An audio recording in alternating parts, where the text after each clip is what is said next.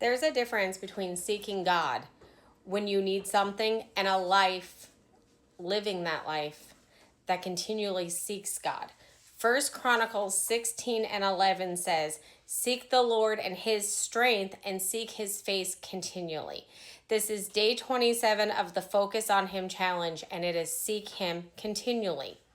That word continually is important because sometimes we become very good at seeking God when we're in trouble. When we need direction, we'll seek him. When we're under attack, we'll seek him. When the finances get tight, we'll seek him.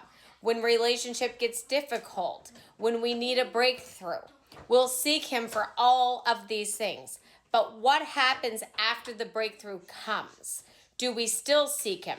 Do we still seek his face after he has answered the prayer, after he has moved on the situation? You see, God never intended for his presence to become our emergency room, somewhere that we run to when we're hurting, and then once we feel better, we just leave it. He wants relationship. And notice what the scripture says. It says to seek his face. Seek the Lord and his strength and seek his face continually. There's a difference between seeking God's hand and actually seeking God's face, because his hand represents what he can do for us. But his face speaks of knowing him, of being near to him, of wanting him, of a relationship with him. And there is nothing wrong with asking God for what we need. Don't get me wrong. Jesus himself taught us to ask the Father for our daily bread and to ask for what we have need of. But our relationship with God cannot only be built around, God, what can you do for me?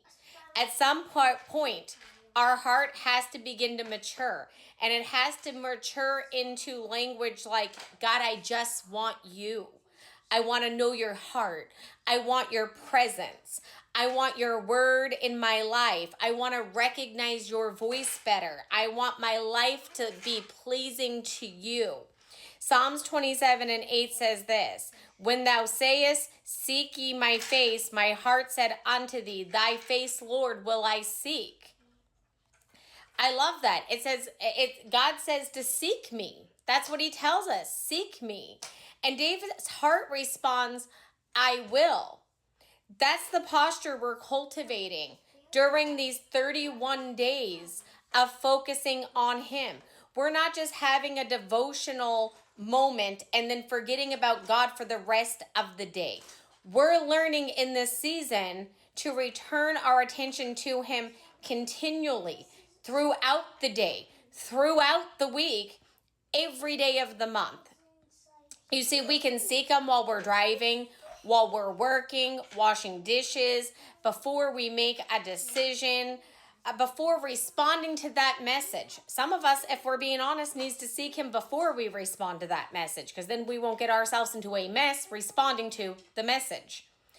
We need to seek him when everything is going wonderfully, and absolutely seek him when everything feels like it's falling apart. But don't let that be the only time that we seek him, because seeking him needs to become the rhythm of our life. And here's something else. Don't confuse seeking God with trying to earn God's attention. We're not chasing a God who's hiding from us this morning. James 4 and 8 says, draw nigh to God and he will draw near unto you. God has invited us to come near.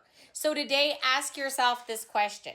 Do I seek God because I need something from him, or because I genuinely desire him? Because see, if our pursuit disappears every time the crisis does, we may have been pursuing the answer more than the one who is the answer, more than the one who is the greatest of all time. So day 27 is an invitation to change that.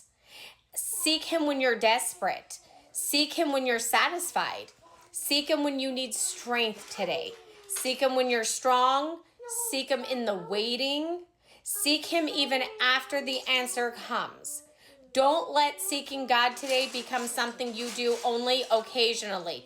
Let it become who you are. Let it become part of your relationship with him today. Seek the Lord in his strength. Seek his face continually. This has been day 27.